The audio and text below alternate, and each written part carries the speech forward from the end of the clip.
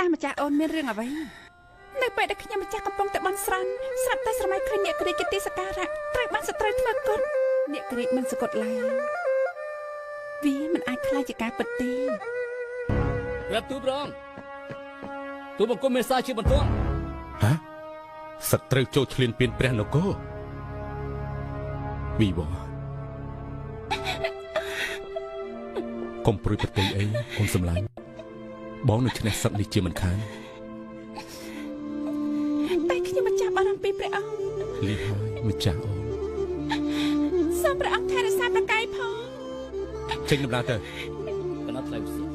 សូមថែប្រកាយព្រះអង្គសូមព្រះមេត្តាករុណាថែរក្សាព្រះស្វាមីខ្ញុំម្ចាស់ព្រះអង្គជាទីគោរពស្រឡាញ់ខ្ញុំម្ចាស់សោកស្ដាយណាស់ដែលមិនបានរស់នៅតាមដង្ហែព្រះអង្គតទៅទៀតខ្ញុំម្ចាស់បានបន់ស្រន់ឲ្យព្រះអង្គឈ្នះទីជាជំរឿនតែមួយគត់ខ្ញុំម្ចាស់យល់ថាខ្មែរត្រូវការព្រះអង្គតទៅទៀតខ្ញុំម្ចាស់ប្រាថ្នាដង្ហែព្រះអង្គគ្រប់ជាតិខ្ញុំម្ចាស់បន់ស្រន់សូមឲ្យព្រះបានជួយព្រះសាមីឲ្យផុតពីគ្រោះថ្នាក់ឯនៅនេះខ្ញុំម្ចាស់គ្មានជំរឿនអ្វីក្រៅពីនេះទេ